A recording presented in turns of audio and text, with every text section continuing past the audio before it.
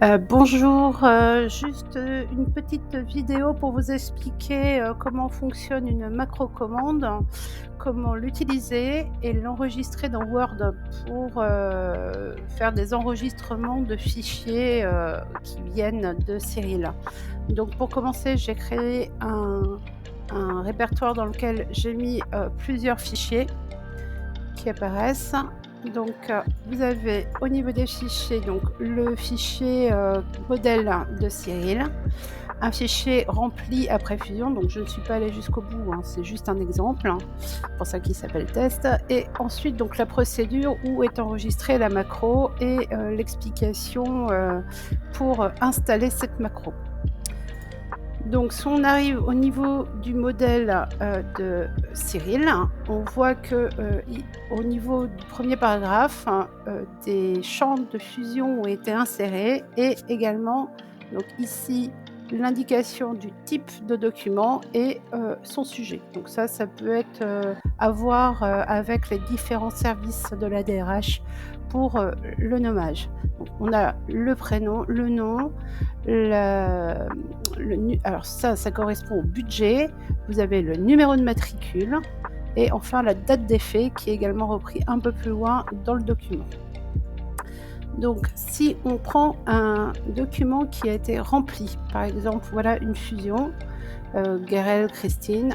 Là, on voit que la fusion qui arrive par Cyril est, nommée en toutes lettres. Il n'y a pas de numéro. Mais c'est pas grave, la macro va pouvoir faire le changement. Vous avez ensuite le matricule, le type de document, son sujet et enfin la date. Donc ce qu'on va faire, c'est que pour, utiliser, ce document et qu'il s'enregistre tout seul, on va aller chercher une macro. Cette macro, elle existe au niveau de la procédure. Donc elle commence à partir de subenregistré et elle va jusqu'à nsub. Donc pour l'installer, je vous montre, comment faire. Vous allez donc, dans, Fichier, Options.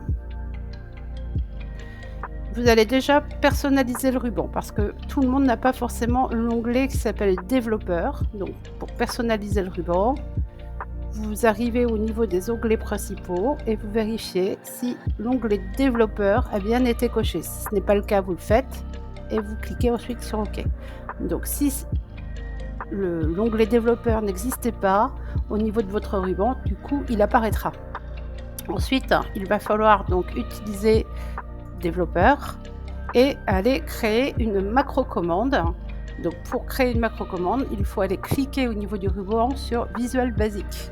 Vous cliquez et là, une fenêtre apparaît. Elle correspond à la fenêtre, de macro commande. Donc moi, je l'ai déjà enregistré. Vous trouverez, au niveau du module, la macro commande en fait que j'ai été récupérée de la procédure. Donc celle-là, en fait, je l'ai, prise, je l'ai copiée, CTRL-C et puis après donc j'étais au niveau, de ma feuille de module. Alors si vous n'avez pas de feuille de module ouverte, pour en rajouter une, il suffit de vous mettre au niveau de module.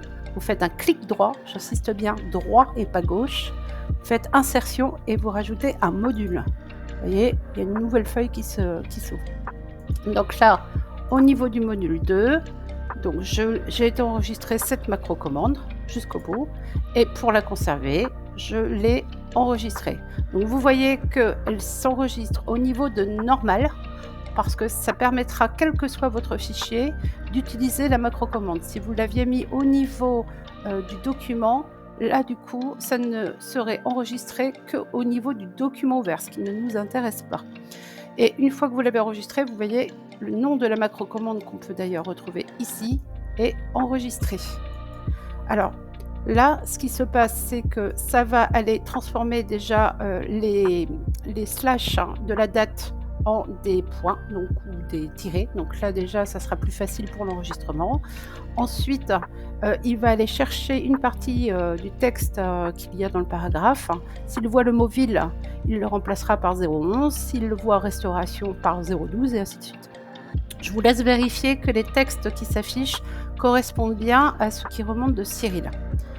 Une fois donc que vous avez enregistré votre macro, vous la fermez.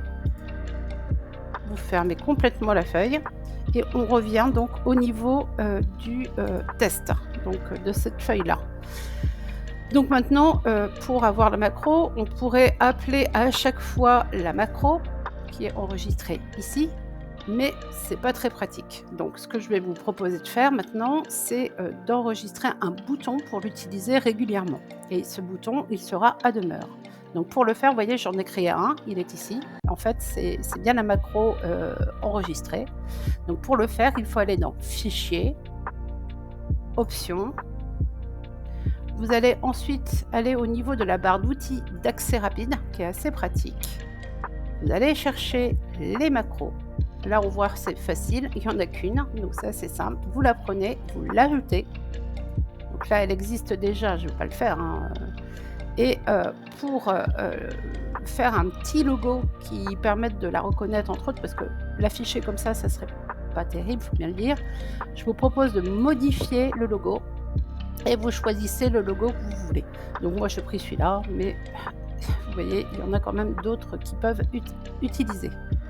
Donc une fois que vous l'avez fait, alors je peux vous montrer comment ça fait. Donc je prends par exemple celui-là, je fais OK. Vous voyez, il affiche et il suffit de faire OK pour que ça remonte. Comme là, je l'ai déjà, je ne vais pas le remettre une deuxième fois.